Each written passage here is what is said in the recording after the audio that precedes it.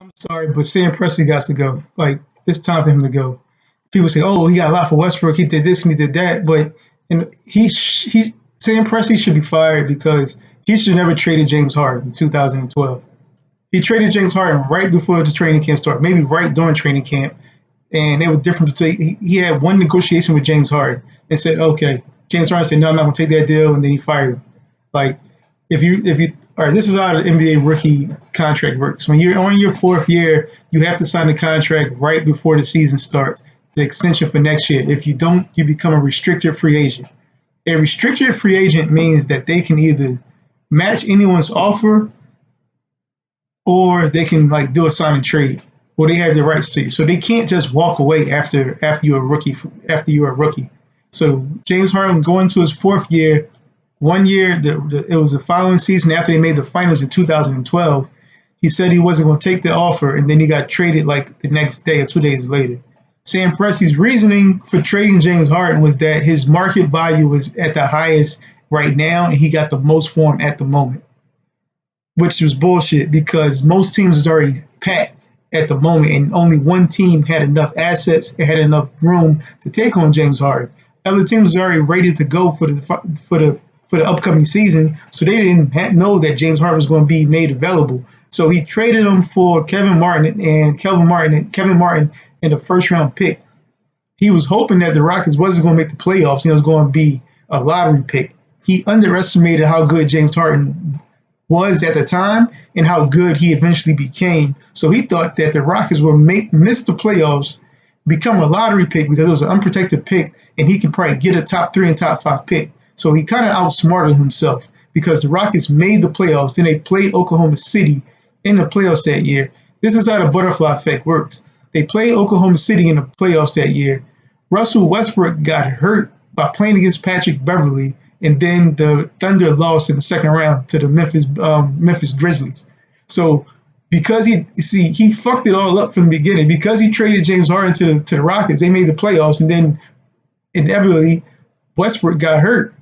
So, but that's not why he got fired. You know what I mean? Butterfly effect is like, oh my gosh, you can't see that coming. You're right. You can't see all of that coming. But when you go back and look at everything in the chain of events as it happened, that's what happened. He pretty much got Westbrook hurt, and then the Thunder never had a chance to go back to the finals and meet up with LeBron James.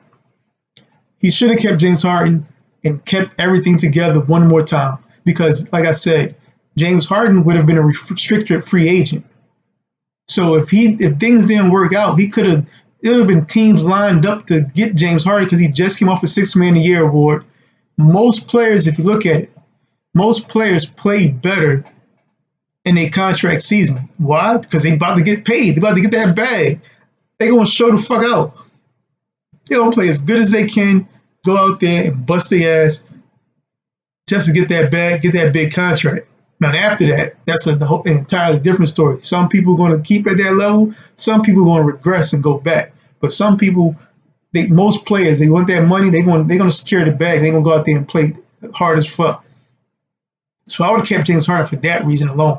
That's not analytical, but if you look at the analytics and if you break it down, most players in their contract year will play better. Matter of fact, I may break that down and do some analytics myself and then post it on here to give y'all some game on that. So, secondly, he finally traded Westbrook. He broke everything. So after that, it's just like the Oklahoma City Thunder was never the same.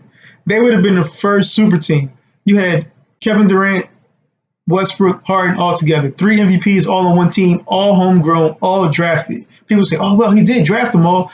Yeah, but they pretty much all fell in his lap. I mean, if he didn't draft them, he would have drafted somebody else. Like, he drafted all of them, but Oklahoma City was in the top 3 or 4 for like 3 straight years. I mean, Kevin Durant fell in his lap. If Portland Trailblazers doesn't draft Kevin Durant, doesn't draft Odom, they draft Kevin Durant. They draft Odom, Oklahoma City, Seattle, they get Kevin Durant. Next year they draft Westbrook. If they don't get Westbrook, then they probably can get somebody else, like maybe like Kevin Love or somebody like that. Next year they get James Harden. If they don't draft James Harden, they probably could have got Steph Curry. Like, you know what I mean? So don't tell me that he picked the best players. So like he picked the best players, yes, but at the same time, There was plenty of players available for him to pick, and it just happened to work out. But they had a homegrown super team right then and there, and they could have stayed together for years and been the dynasty, and they'd have been a homegrown super team, and nobody would have called them a super team because they'd all have been drafted by the same team. Golden State would have never happened. LeBron probably only have like one chip, maybe. You know what I mean? He probably had maybe one chip, and that's it. Kawhi doesn't have a championship. Who knows what happens? The balance of power, the balance of the NBA is completely different. The whole landscape is completely different. Secondly, once he traded James Harden, he missed on the Jeremy Lamb pick. He also made a mistake with never surrounding Kevin Durant, Westbrook with shooters like Stavros Cephalosha, Andre Roberson. Like those guys, not shooters. They play defense and they solid, but they're not shooters. With guys like Westbrook and Durant, it's not even about Westbrook and Durant. Every single championship team needs shooters. You know, you look at Miami, they had James Jones, they had Battier, they had Ray Allen. You look at Golden State, they got their shooters, and they lead with their shooters. Their star players are the shooters. San Antonio had Steve Kerr back in the day. They had Bruce Bowen. All of these guys are shooters. You always need like at least 3 shooters on each squad. Chicago Bulls had Steve Kerr. They had B.J. Armstrong. All these teams had shooters. What else? Who am I missing? I'm missing Robert Horry played on some teams with shooters. San Antonio, Lakers, Derek Fisher, Glenn Rice played with the Lakers. You look at every single team in the last 20 years, they all got shooters. OKC never had shooters, so they never really, even though they had a lot of talent, they never really was in a great position to win a championship because they never had shooters that's going to kick it out and they're going to hit the three, and that's all they're going to do, just hit that clutch three for you. Lastly, and this is something I talked about years ago. This is why I'm doing these podcasts, because I have a lot of ideas and a lot of things that should have happened or that would have worked out, or it did eventually work out that nobody was talking about at the time. So then when it happens, I was like, man, I talked about that years ago, but people don't believe me. So I'm putting all my ideas on recorded history right here on YouTube, you know, so there is no discrepancy. I think he should have traded Westbrook like 8 years ago for Chris Paul.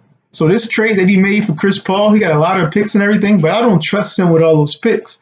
Because like I said, he fell into those players. I mean, Ibaka was a nice pickup. Steve Adams was a nice draft pick, but for the most part, he missed on a lot of those late picks. He missed on a lot of late first-round picks. You know, there's players that went like right after him or right before him, where he could have got like a late pick that would have helped their team, and he always missed on those players. You know what I mean? Like Draymond would have been like a great fit for OKC, and I think he picked somebody else. Who the hell he picked that year? I gotta look it up, but he missed on a lot of late picks. Where it's like that's where Sam Presti got his notoriety. He was the one who semi-discovered Tony Parker for the Spurs. You know, they drafted Tony Parker late. He was working for the Spurs organization, and he came across Tony Parker, and he was like, yo, we need to draft this guy right here. He brought it up. They did the research. The entire team did the research. They did their background on him, but he was kind of like one of the main ones that like pushed for Tony Parker. That's what elevated him so high in the Spurs organization. That's what accelerated him to become a GM so fast, because he was a GM at like 30, 32. He was a real young GM. He's definitely a smart guy, but like I said, sometimes I think he's smarter than what I think he is. So like I said, let's go back to the Chris Paul trade. So I think he should have traded for Chris Paul back in 2011, right before he got traded to the Lakers. Not the Lakers, right before he got traded to when New Orleans traded him to the Lakers, and that got Knicks, then eventually got traded to the Clippers for Eric Gordon. Now, if you think about it, if you think about it, the Pelicans wanted younger players. They didn't want older players, even though they were owned by the league. The league wanted them to have younger players. So if Chris Paul gets traded to Oklahoma City, which he already played at before in that transition year when the Pelicans couldn't play in New Orleans because of the Hurricane Katrina, and then you trade Russell Westbrook to the Pelicans. Now the Pelicans have their young upcoming star, right? Which they thought Eric Gordon was going to be. He kind of like flamed out, had some injuries. Now he found his role in the lead as a nice six man. But they already got their young up-and-coming star. the Thunder would have got a true point guard who wouldn't have hogged the ball and got the ball to Kevin Durant. Now you say it's hindsight 2020, yada yada yada, but I saw back then that Westbrook wasn't a true point guard. You know what I mean? Like he was kind of like a converted point guard, and then he came to the league and no, I'm a point guard, no, I'm a point guard, I'm a point guard. But you saw the way he played, the way he played his game, that he wanted the ball all the time and he hogged the ball. Like you saw that it wasn't going to last long unless they won a championship. If they won a championship, they would have stayed together. But because they didn't win a championship, Kevin Durant left.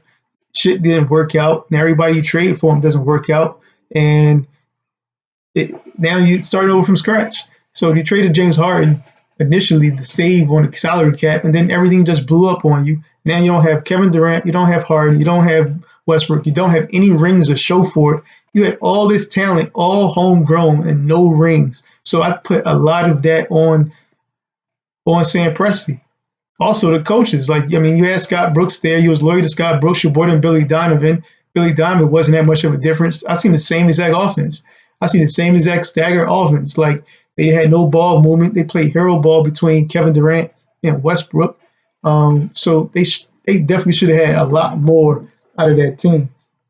So that's why I say he should have got fired. But one thing I give him credit, he kept his team afloat, but he never really accelerated them. He traded for Victor Oladipo. You know, he keeps moving parts around to see if these different parts will work out. But again, he's still not adding shooters. You know, he traded for Oladipo and everything. Then he got Paul George after that.